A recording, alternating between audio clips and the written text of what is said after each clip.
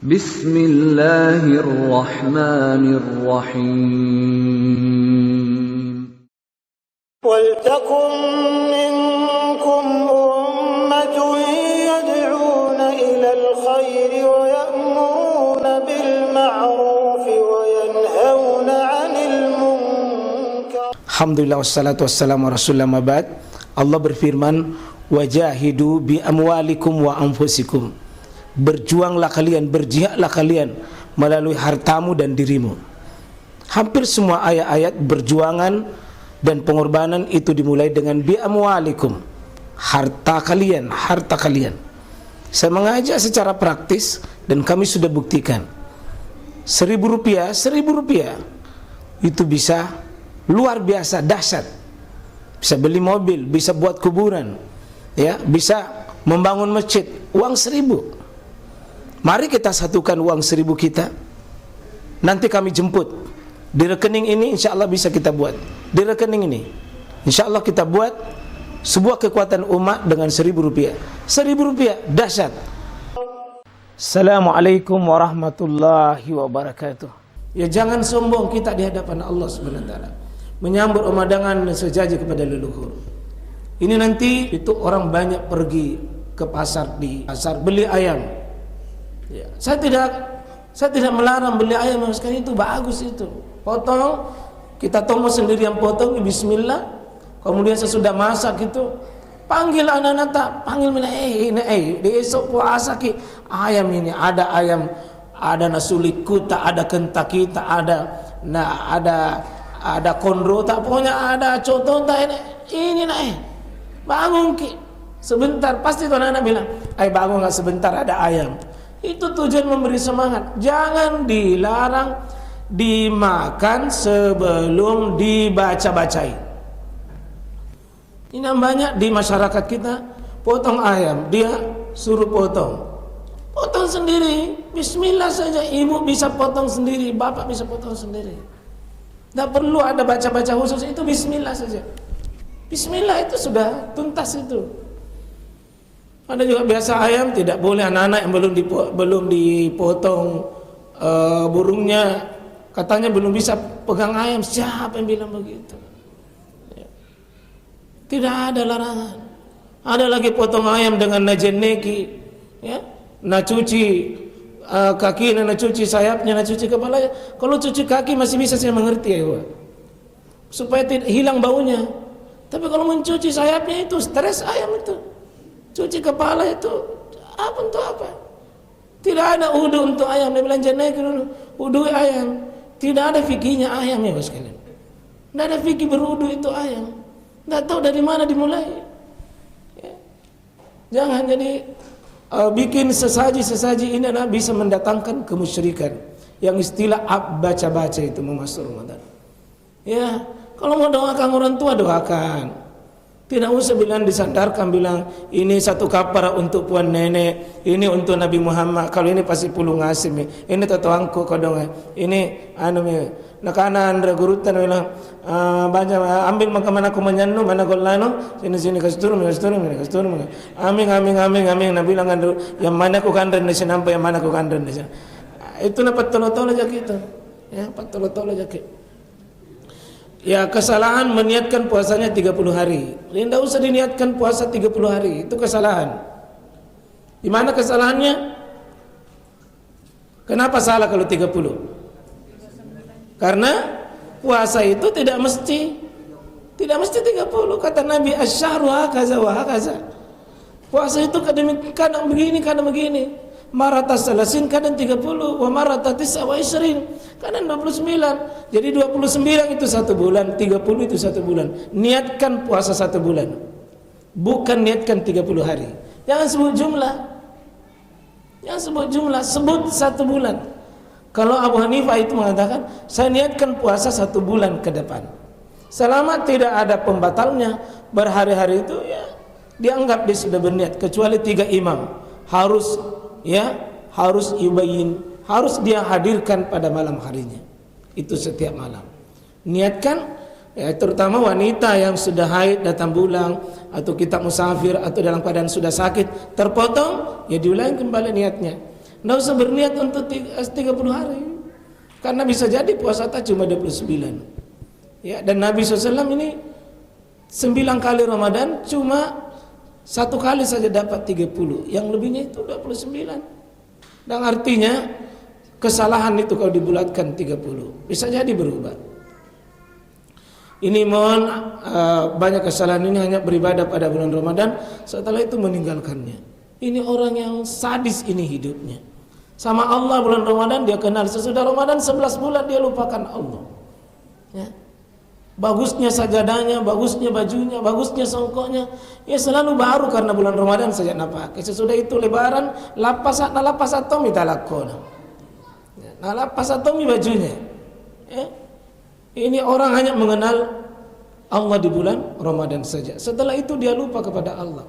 Mestinya begini, jangan juga minum airnya Allah, jangan makan rezeki dari Allah, jangan hirup udara dari Allah, jangan injak juga buminya Allah sesudah Ramadan karena Anda mau pamit dari Allah Subhanahu wa taala. Ya. Tidak mengetahui hal-hal yang membatalkan puasa. Nanti mungkin ada fikih nih. Fikih puasa dibahas di 9 poin, nanti kita bahas tentang syarat wajibnya, syarat sahnya, membatalkan, yang dibolehkan, yang diberi keringanan, adabnya, ya. Kemudian kita bahas tentang hal-hal yang boleh, tentang hukum-hukum yang berkaitan dengan itu kita bahas. Dan butuh fikih, Pak, fikih Ramadan dengan fikih puasa. Banyak kita puasa ini, Pak, dilupakan itu kaum duafa. Kita puasa ini tidak mempengaruhi jiwa kita tentang kepekaan hati kita. Bagaimana sesudah Ramadan ini dan pada saat Ramadan kepekaan dengan orang-orang yang belum mendapatkan keberuntungan duniawi, kita menjadi bagian dapat pahala. Ramadan ini mesti dibutuh dengan ilmu. Tidak bisa Ramadan seenaknya saja ibadah, seenaknya saja beribadah. Mesti kita beribadah di atas panduan ilmu, ya ikhwan. Ya, karena banyak nanti yang bikin-bikin itu ibadah, Pak, di bulan Ramadan. Banyak yang bikin seenaknya bikin-bikin itu. Dan kita kadang-kadang larut. Ada yang larut, ya. Dan ada kadang-kadang kita jadi korban. Ada korban. Tadi itu banyak mempopulerkan itu di grup dan ditegur oleh orang belajar. Ya, ama kau edarkan begini, kau tamanis Sya'ban. Di sini orang belajar. Ya, hapus itu. Kirim-kirim di sini copy paste dari sebelah. Ya. Jadi bapak itu sebelum kirim itu, Pak, baca-baca tolong nolong. Ada hadis palsu di dalamnya, jangan lagi. Yang sahih-sahih saja. Banyak itu hadis sahih baru belum tentu diamalkan. Nah, itu nyanyi apa namanya yang palsu-palsu mau diamalkan. Salah satu kesalahan nanti menyambut kedatangan Ramadan. Ya, ada nyanyian-nyanyian masuk Ramadan, musik serta petasan-petasan. Ada yang bakar petasan mau masuk Ramadan. Budaya dari mana itu yang begitu-begitu? Ini bukan mau tahun baru, ya, bukan mau tahun baru. Puasa memora muko, beli petasan. Anaknya itu siapa itu? Tinggal di mana itu? Ya, yang di Jemaah itu kan? Meremehkan makan sahur. Sudah, Pak, mungkin, Pak, kita persiapkan ilmu. Kalau bisa ada fikih makan sahur. Itu sudah dibahas panjang lebar oleh para ulama. Cukup panjang lebar itu bagaimana sukses makan sahur. Jam berapa itu makan sahur? Karena ada orang makan jam 1, Nabi bilang, enggak makan, Nabi bilang, sudah makan sahur tadi malam. Jam berapa? Jam 1. Bukan makan sahur itu jam 1. Itu makan malam namanya. Kan beda. Ada juga makan sahur jam 2, ada setengah 3, baru pergi tidur. Dalam kondisi mengantuk, kenyang, baru pergi tidur, Pak. Kita makan sahur tapi meninggalkan perkara wajib, yaitu nanti salat subuh. Dan itu kerugian besar. Karena itu kalau bisa makan sahurnya yang benar, ya kira-kira 15 sampai 20 menit itu. Karena kadruna yaqra bihamsina ayat. Nabi itu kira-kira kalau sudah makan sahur masih bisa baca ayat 50. 50 ayat itu yang sedang tidak terlalu panjang. Bagaimana kira-kira itu jumlah ayatnya? Ya kira-kira baca ayat itu berapa menit itu? Oh, 50 ayat. Ya, gantung dari yang sedang-sedang itu. Mungkin ada 15-20 menit itu baca ayat, insyaallah. Jadi tidak usah terlalu panjang. Kalau sudah makan sahur, Pak, usahakan tidak ada lagi tradisi tidur. Kalau perlu di keluarga ini tidak ada tidur sesudah makan sahur. Aktivitas, apakah mengambil wudhu, cuci piring, mengepel, atau mengaji, dan jangan coba-coba sandar di bantal. Bilang sedikit, awalnya sedikit, lama kelamaan terpejam, lama kelamaan bilangnya kasih bangun anak, sudah. Baru yang disuruh kasih bangun juga tinretongi. Membatasi waktu sahur dengan istilah imsak. Ini masih banyak juga kita yang pakai begini. Ada jadwal imsakiyah dan selalu pasti jarak imsak ke subuh itu 10 menit. Dengan istilah imsak. Imsak itu sekarang artinya menahan. Menahan diri, menahan itu mulai puasa. Lalu imsak ke 10 menit apa namanya itu? Kalau misalnya imsak itu menahan 10 menit lagi ke 10 azan itu, apa namanya 10 menit itu? Apa tidak boleh makan? Apa tidak boleh minum? Kalau Bapak mengatakan tidak boleh makan, terus Quran mengatakan kan, wa kulu washrabu hatta yatabayyana lakumul khaytul abyadu minal khaytil aswadi minal fajr. Maka minumlah kalian sampai datang waktu yang benang merah, benang putih dengan benang hitam itu jelas, yakni fajar. Fajar itu kapan? Ya ketika kita masuk waktu subuh. Minat tulu'il fajar. Ya, al-imsaku anisy minal akli wasyurbi likulli mufattirat minat tulu'il fajar. Mata matla fajar yakni ya fajar shadiq. Fajar sadik itu namanya fajar yang betul-betul benar. Kalau fajar kazib itu 10 menit.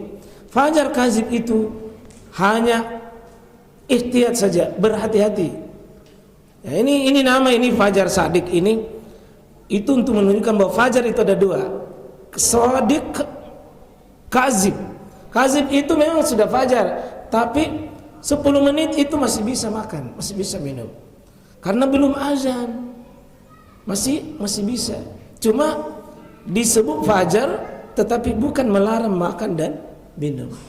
Dan itu hanya di Indonesia Pak kita perlakukan. 10 menit itu tidak main-main itu Pak. Dalam itu 3 jalan kote, 3 bikin doa, ya setengah cangkir kopi, ya cuma merokok jangan bilang si papa lagi. Ya, itu kemaksiatan itu. Ya, berlebih-lebihan makan sahur. Ada juga makan sahur ada campur mentong, ada penuh dari sini sampai ke bawah. Jadi tidak ada penuh makanan, penuh minuman. Akhirnya tidak ada waktu bernapas. Tidak ada enak duduk, tidak enak baring, tidak enak berjalan karena penuh duduk. Ya, minta tolong ini anakku yang masih muda-muda. Ya, dikesimpangkan ya udara nak. Setengah mati gitu. Jadi tasakharu fa innahu fis sahur barakah. Sahur ini Mas sekalian ini ada kajian khusus sahur. Mungkin ada waktu tersendiri kita bahas itu bagaimana keberkahannya dan apa. Ya. Karena 2 ayat dalam Al-Qur'an itu Pak disebut khusus itu. Wabil asharihum yastaghfirun. Ya. Di surah Ali Imran itu ada malah disebutkan apa alladzina as-sabirun was-sadiqun wal qanitin wal munfikin kemudian wal mustaghfirina bil ashar. Jadi ada ashar itu Pak, bil ashar apa di situ? Yastaghfir. Tidak ada waktu yang paling terbaik. Melebihi di waktu sahur itulah istighfar Pak. Jadi kalau mau ke istighfar di mana tempat paling terbaik? Itu amalannya para nabi, para rasul itu di waktu sahur. Hadir ki. Dan kalau bapak mau doakan anak tak, doakan keluarga tak, doakan suami, doakan istri, doakan umat di waktu sahur paling bagus. Bukan waktu tidur. Ya. Ini kesalahan membiasakan tidur sebelum setelah makan sahur. Kalau bisa Pak target bikin ketegasan ini tidak ada tidur sudah makan sahur. Nah, itulah sebabnya jangan jam 2. Kalau jam 2 baru makan sahur, setengah 3 selesai. Apa nak bikin anak-anak subuh masih jauh? Pasti biar dilarang nyangkut tidur teh selesai pak.